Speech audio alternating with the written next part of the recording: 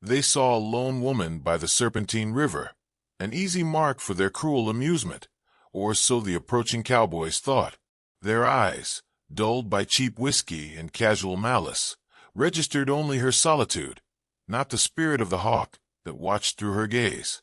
They were dangerously, fatally, unaware that the river's tranquility and her quiet presence were guarded by a shadow they could not yet see, the shadow of a fierce Comanche warrior who called this woman his wife, and whose vengeance, once stirred, was as inevitable as the setting sun.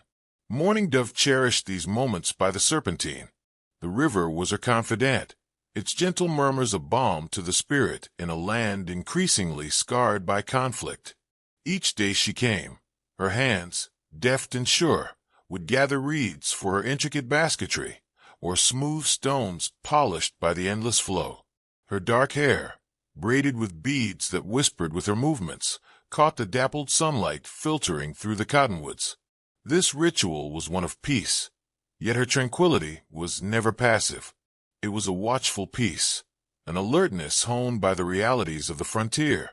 Her husband, Chayton, a name spoken with a mixture of awe and trepidation across the plains, was currently leading a hunting party. His absence left a quiet void, a subtle tension in the air around their village, though Mourning Dove carried herself with an outward calm that belied any inner worry. She understood the shifting currents of their world, the uneasy proximity of settlers and soldiers, the constant threat to their way of life. Her senses were an extension of the wild itself. Every snap of a twig, every distant bird call, was registered, analyzed. Even as she focused on her task, selecting the finest willow switches, her gaze would periodically sweep her surroundings, a silent assessment as natural to her as breathing. The land was a tapestry of beauty and danger, and she was a daughter of this land, intimately aware of both. The harsh sound of laughter, crude and out of place in the river's serenity, sliced through the air. Mourning Dove's fingers stilled. From the shimmering heat haze upriver, 3 riders materialized, their horses stirring clouds of fine, pale dust. Cowboys, judging by their worn attire, but a predatory gleam in their eyes marked them as something more dangerous than simple trail hands. The leader, a stout man named Bart, whose scarred lip twisted his mouth into a perpetual sneer, reined his horse in sharply. He eyed Mourning Dove with a brazen, contemptuous stare. His companions, the lanky, shifty-eyed Slim and the hulking, dull-witted Pike, mirrored his invasive gaze.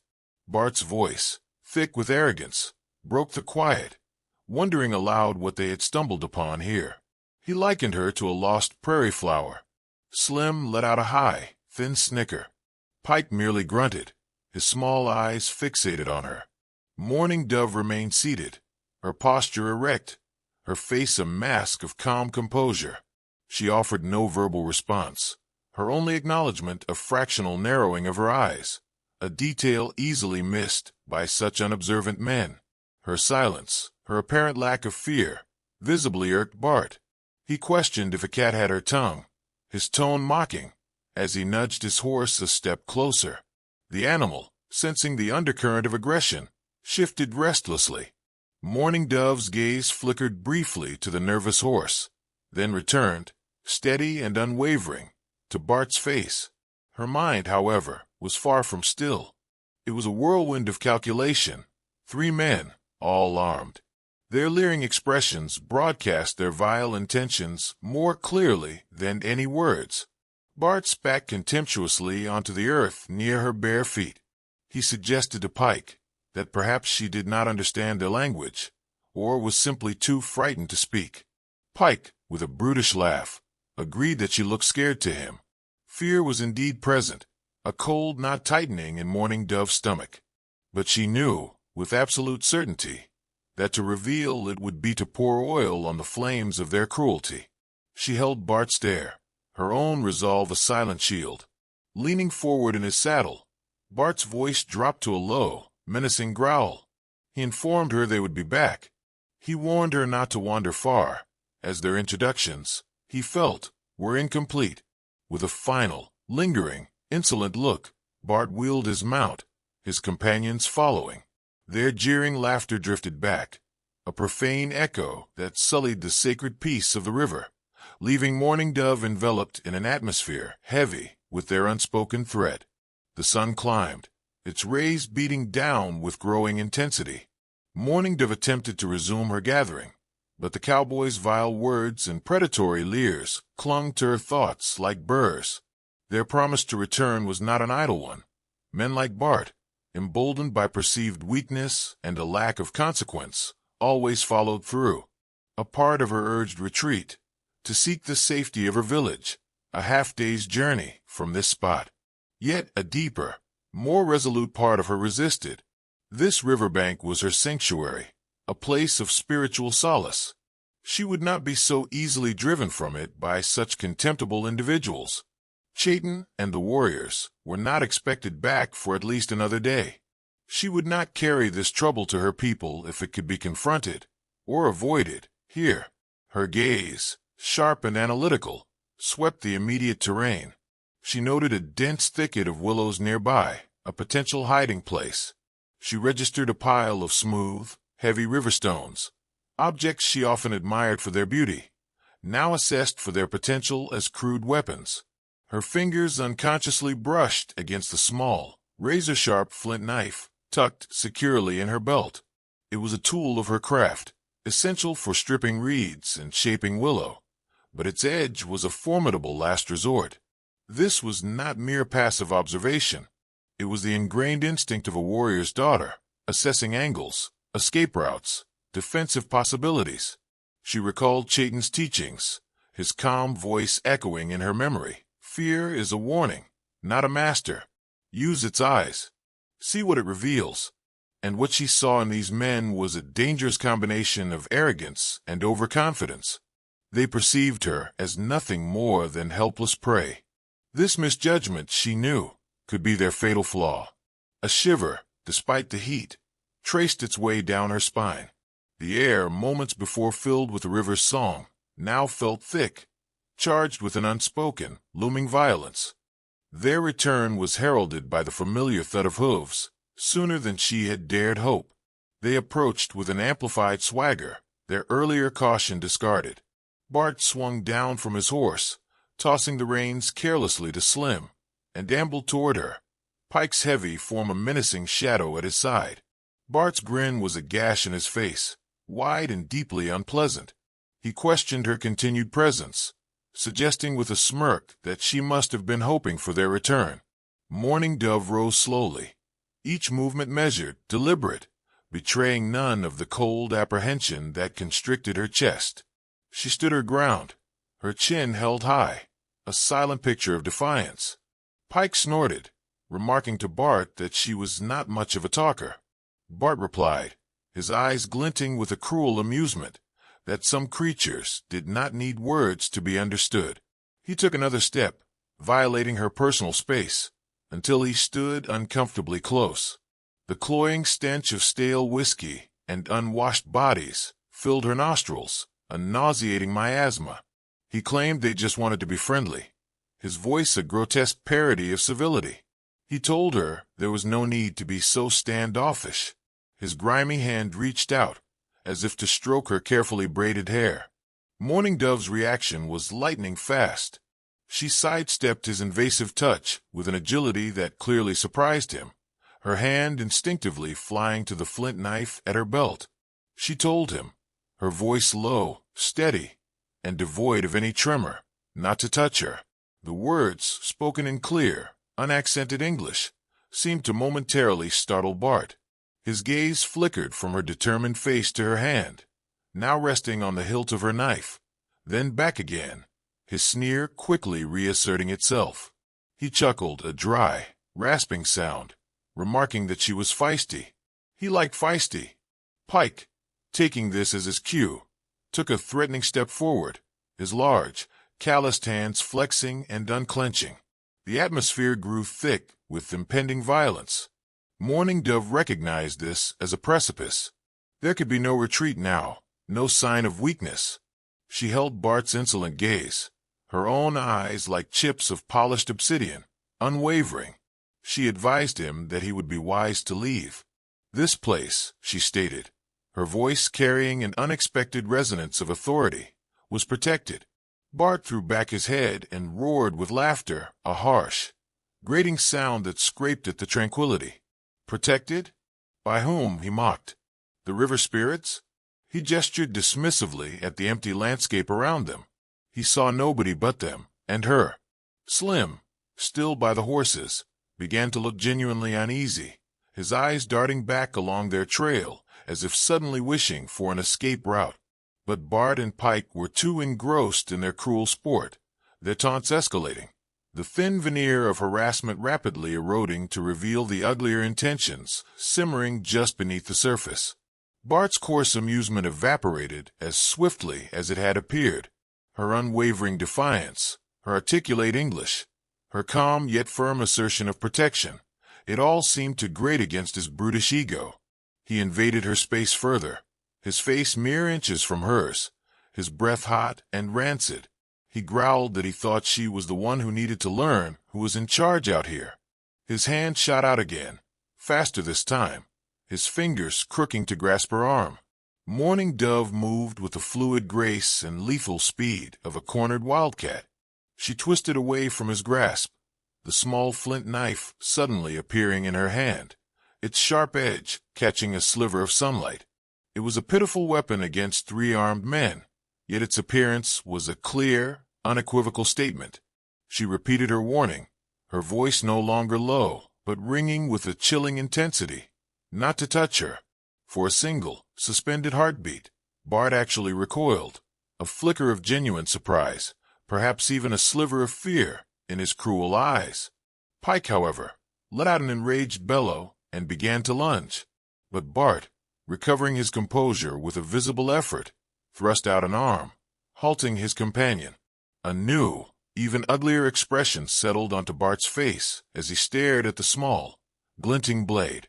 So, he mused, the little prairie flower had thorns.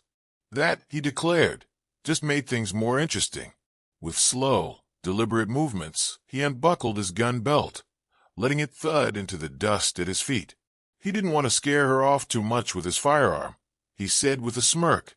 He then gestured dismissively toward Pike. He instructed Pike to disarm their little friend. Gently, he added, the word a clear mockery. Pike grinned, a slobbering, eager expression transforming his blunt features, and began to advance. Slim, still holding the agitated horses, muttered a nervous suggestion that perhaps they should just go.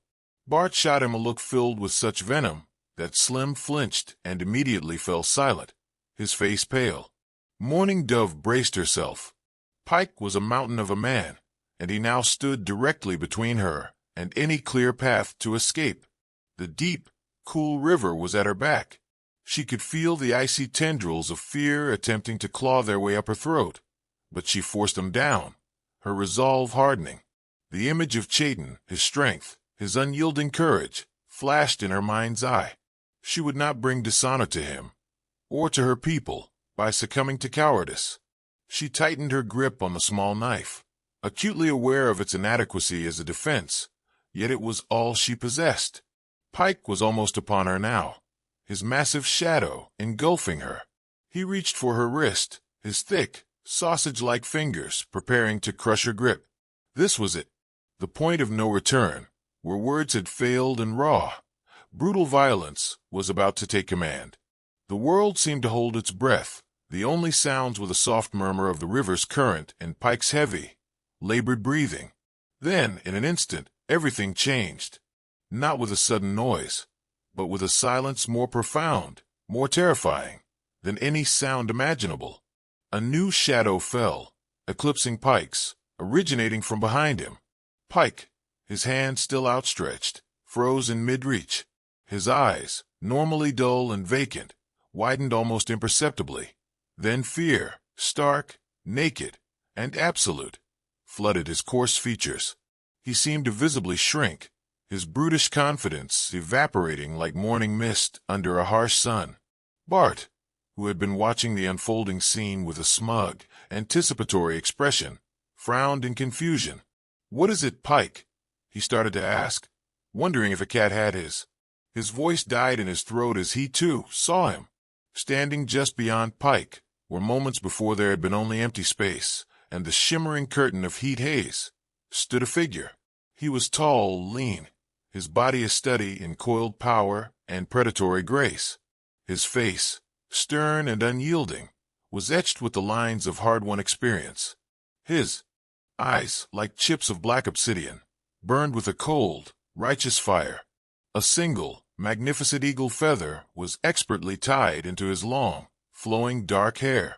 His arms were bare, revealing cords of whip-like muscle, and in one hand he held a Comanche war lance, its polished shaft smooth, its steel tip gleaming with deadly promise. This was Chayton. He had materialized as if summoned by the very spirit of the wind, as silent and sudden as a hunting panther. Mourning Dove's breath hitched in her throat.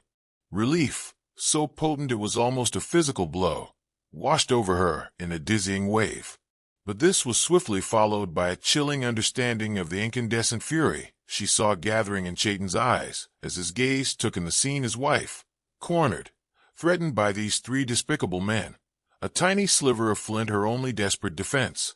Slim, by the horses, let out a small, strangled whimper and took an involuntary, stumbling step backward, his eyes wide with a dawning, abject terror. He knew, or perhaps they all sensed it in that terrible, frozen moment. They were about to learn, in the most brutal and unforgettable way, who this silent, formidable man was. The very air thrummed with a new, terrifying energy. The hunters had, in the blink of an eye, become the hunted. The name Chaitton was a whisper that carried the weight of a winter storm on the frontier, a force of nature, inevitable, powerful, and utterly unforgiving to those foolish enough to cross its path. And Bart, his face rapidly paling, his arrogant sneer dissolving into a mask of disbelief and dawning horror, finally, catastrophically, understood. He had harassed a lone native woman at the river, blithely unaware she was the wife of a fierce Comanche warrior. And that warrior had just come home. Chayton uttered no sound. Words were unnecessary. His mere presence was a thunderous declaration, a call to war. His piercing gaze swept over Bart, then Pike, lingering for a fraction of a second on the small flint knife, still clutched in Mourning Dove's hand, before returning to Locke, with Bart's now terrified eyes. The silence stretched, taut and vibrating with unspoken menace, becoming almost unbearable. Pike, trapped in the suffocating space between Mourning Dove and Chayton, began to tremble visibly. He slowly, very slowly, lowered his still outstretched hand. Bart swallowed hard, his Adam's apple bobbing in his throat, his earlier bravado utterly extinguished. He licked his dry lips, desperately trying to conjure words that refused to form. He stammered now. "Hold on a minute, friend. They were just," he croaked, "funnin." Chayton took a single, deliberate step forward. Just one. But it carried the weight of an avalanche, enough to make Pike stumble backward, nearly tripping over his own clumsy feet, in his haste to create distance. Chayton's voice, when it came, was a low, dangerous rumble, like the growl of thunder from a distant, approaching storm. "You call this," he questioned, "funning?" He gestured with the tip of his lance towards Mourning Dove. "My wife." The words were stark, a simple statement of undeniable fact, yet they landed with the devastating force of a blacksmith's hammer. Slim, over by the horses, was already fumbling frantically with his reins, his eyes darting wildly towards the open plains, seeking any avenue of escape. He knew, with chilling certainty, that this situation had escalated far beyond anything he could handle. Bart, however, still clung to a desperate, foolish sliver of hope that he could somehow talk his way out of this deadly predicament. "A misunderstanding," he pleaded, raising his hands in a weak, placating gesture. "Just a terrible misunderstanding. They did not know," he babbled. "They would not have, if they had known she was with him." Chayton's granite expression remained unchanged. His eyes stayed locked on Bart, cold, unblinking, and implacable. "You saw a woman," he stated, his voice slicing through Bart's pathetic, self-serving excuses. "Alone. And you thought to amuse yourselves." He took another measured step. Pike whimpered audibly and scrambled further back, his legs giving way, causing him to fall heavily to his knees in the dust.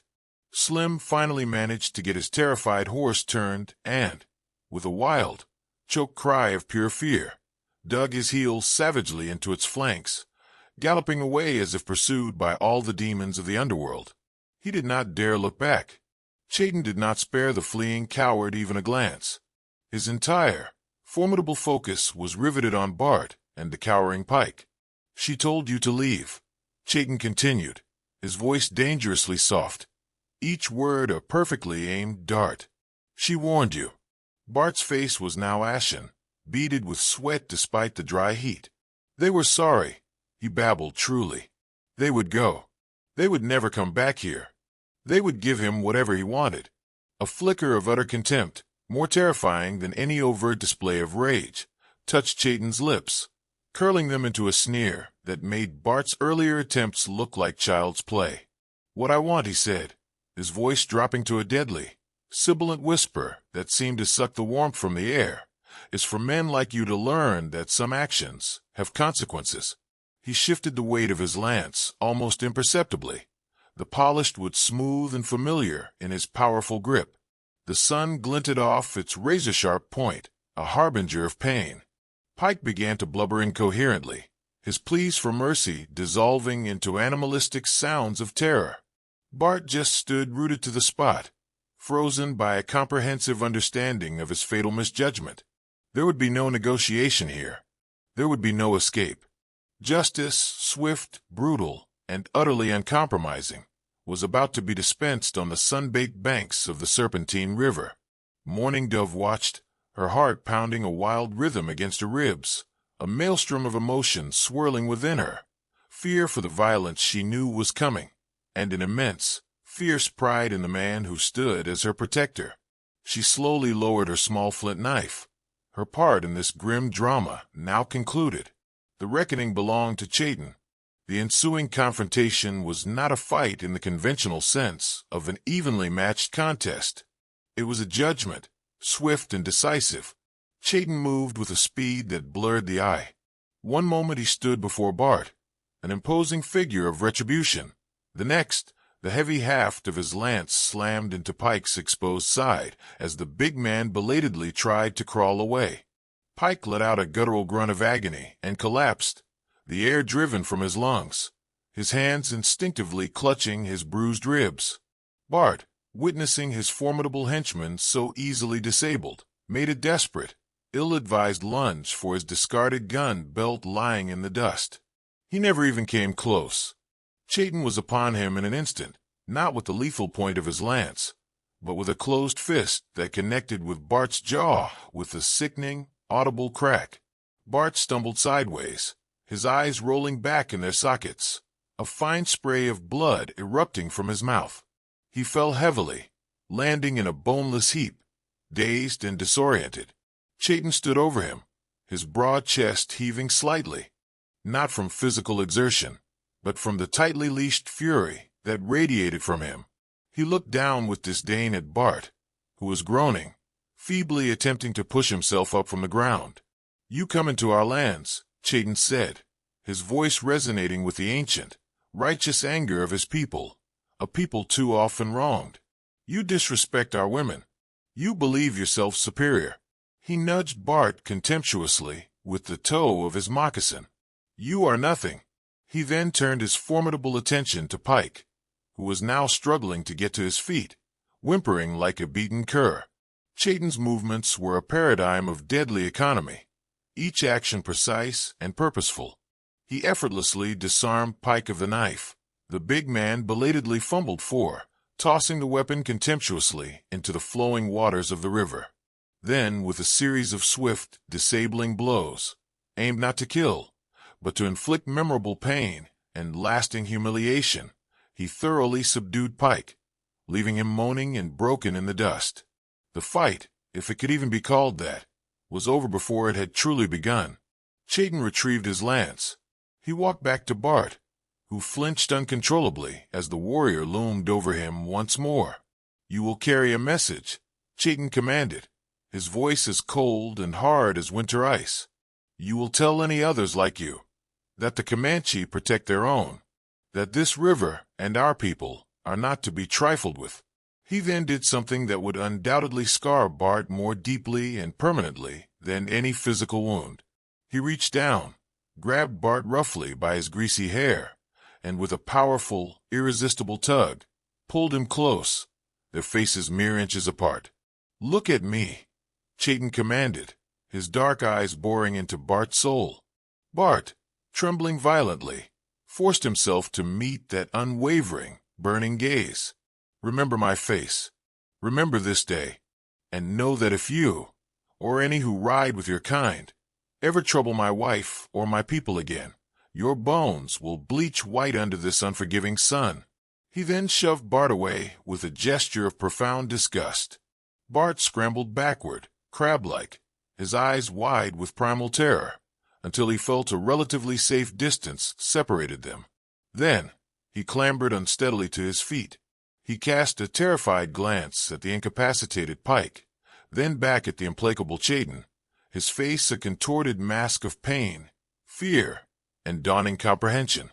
Without uttering a single word, he turned and fled, stumbling and weaving, his escape far less dignified or swift than Slim's had been. He did not even spare a thought for his abandoned gun belt. Chayton watched him go, his expression grim and unyielding, until Bart was merely a distant, pathetic figure disappearing into the vastness of the plains. Pike was left groaning on the ground, too injured and too terrified to attempt a quick escape. Chayton ignored him for the moment, turning instead, his entire demeanor softening, towards Mourning Dove. The inferno of fury in Chayton's eyes gentled to a warm glow as he looked at his wife. He walked towards her, his steps now measured and calm.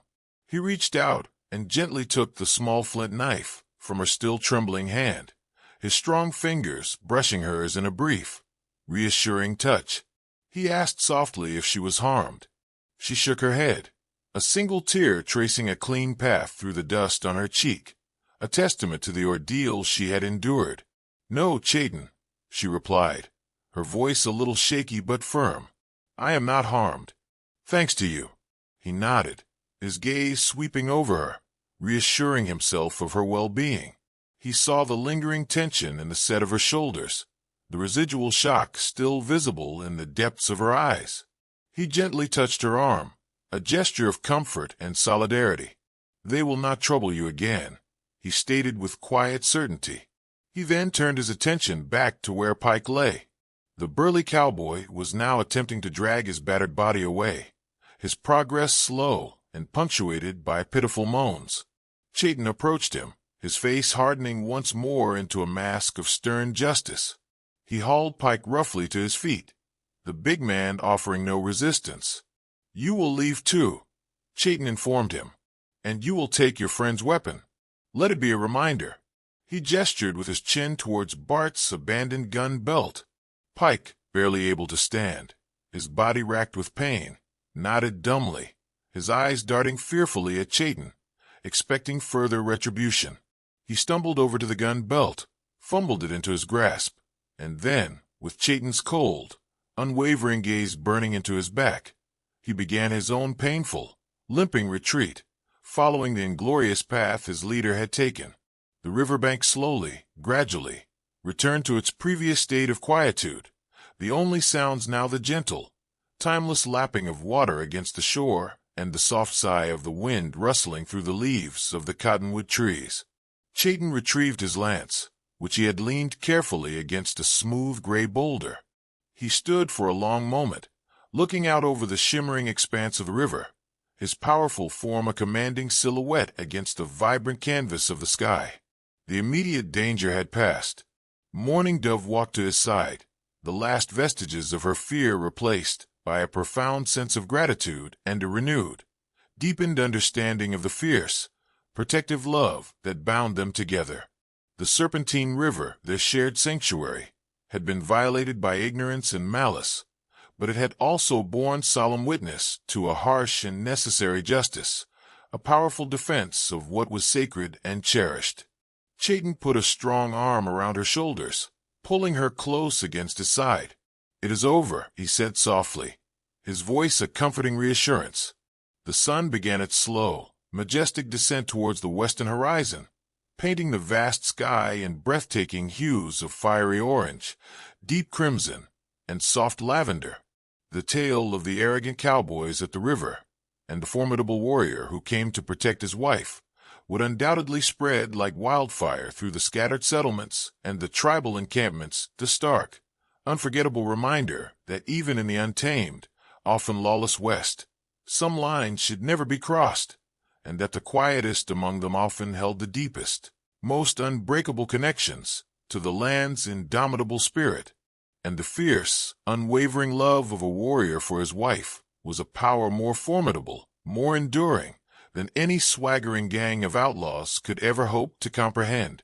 Peace, hard-won and deeply precious, settled once more over the timeless banks of the Serpentine.